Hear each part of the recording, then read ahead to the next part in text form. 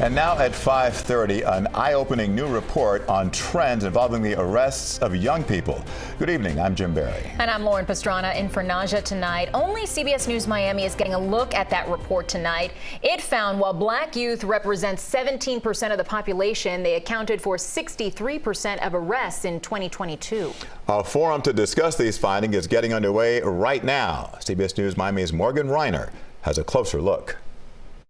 The report is not all bad news. There's actually been a decrease in the number of youth arrested over the last decade. But of the youth that are being arrested, there are troubling trends. And tonight, hundreds of people are going to pack this hall to talk about how to reverse those trends.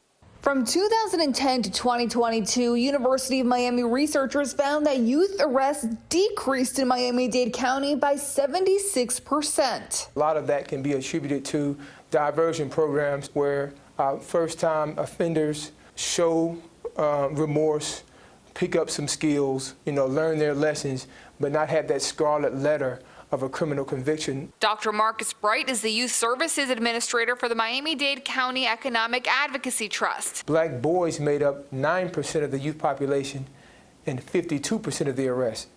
So obviously we believe that is a crisis. A crisis, he says, has lasting impacts. One arrest, for whatever reason, means that they could be discriminated against when it comes to employment opportunities, when it comes to housing, when it comes to education. So Thursday evening, it's time to talk about it. School board members, state politicians, police chiefs, and a list of community stakeholders will participate in discussing solutions. He says the report recommends a public option for universal early learning coverage. Studies show that if a child is reading fluently by the 3rd grade, they're 6 times more likely to graduate high school.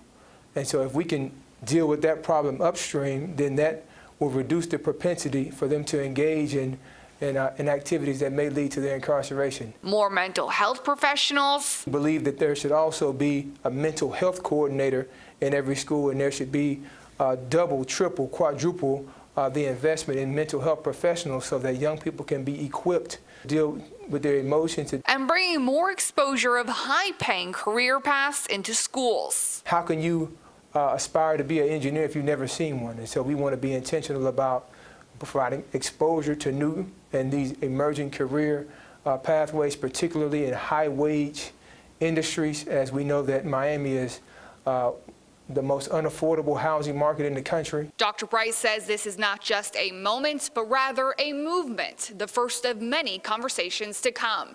In Miami Gardens, Morgan Reiner, CBS News, Miami. To read the full report about higher arrest rates for African-American boys, click on this story on CBSMiami.com. It's right on our homepage. At 7, we talk live with the Miami-Dade Economic Advocacy Trust, which arranged that study, along with the University of Miami.